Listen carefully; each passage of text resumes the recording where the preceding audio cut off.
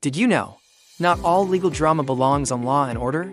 Sometimes, real-life judges hear cases so bizarre you'd think the courtroom was actually a comedy club, with a very confusing dress code. Here are 5 to 10 of the funniest, biggest, or boldest things ever written, said, or requested to an honorable judge or the Department of Justice. 1. I swear on my dog. Your Honor, I swear on my dog. Not the Bible in a courtroom. Instead, he asked if he could swear on his dog's life. When asked for clarification, he responded, "My dog Cinnamon doesn't lie, and I'd never lie under Cinnamon." The request was turned down, but the dog's loyalty stands strong. Denied. But the dog's integrity remains unchallenged. 2. Can you believe someone actually tried to sue God and actually asked for a court date? Crazy, right? In 2008, a former Nebraska state senator filed a lawsuit against God. He claimed the Almighty was responsible for widespread death and destruction from natural disasters and should be held accountable. When pressed about how he planned to serve God, he replied, "If God is omnipresent, then he already has been served." Case dismissed due to the defendant not having a listed address. Heaven technically doesn't have a zip code. 3. Can you believe that one time a defendant actually asked a judge for his drugs back in court? Yep, his exact statement to the Department of Justice is honorable. Judge was, "Your Honor, I'd like my stuff back, especially the meth." In Florida, of course, a man once reportedly called the police to file a complaint that someone stole his meth. When the case came before a judge, the man maintained his stance that the product was his personal property and the thief deserved punishment. The judge responded, "Sir, are you trying to press charges or confess to 3 felonies at once?"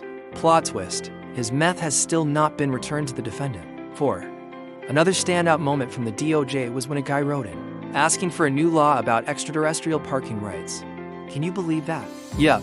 In 2013, the DOJ received a semi-legible handwritten letter from a self-identified galactic ambassador, demanding the US government recognize Earth's unfair monopoly on parking permits for UFOs. He wrote, "My battle cruiser is not a threat unless I've been to the DMV, in which case we're all in danger." No response from DOJ, but NASA reportedly looked over their shoulder.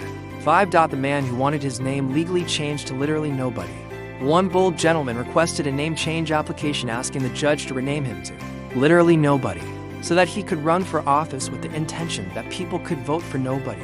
Campaign slogan, "Nobody tells the truth. Nobody is honest. Vote for nobody." The judge told him it was clever and categorically no. 6. A prisoner's 58,000-page lawsuit. Yes, you read that correctly. One inmate tried to sue the DOJ with a 58,000-page handwritten brief. The judge dismissed the filing, stating it would take the rest of this court's natural life to read. Reportedly, the wheels on the court clerk's cart broke under the weight of the brief. The line between persistence and performance art was officially blurred. 7. Your Honor, that's not me, that's my twin in a twist only DNA can solve. One defendant insisted on the evil twin defense. The judge asked whether the alleged evil twin lived nearby. The defendant said, "That's the thing, Your Honor. He switches states every time I'm in trouble. It's uncanny." Uncanny, yes. Believable, no. Verdict, one twin's guilty as charged, while the other, still just a figment of imagination. 8. The defendant who objected to the judge's tie. A man facing misdemeanor charges was doing fine until he objected mid-proceeding not to evidence, but to the judge's tie, calling it a violation of fashion and of my rights. The court transcript shows the judge responded calmly, noted, "Objection overruled, and your stylist is not your legal counsel." My tie stays, and so do the charges. These real-life zingers remind us that truth is often stranger and much funnier than fiction.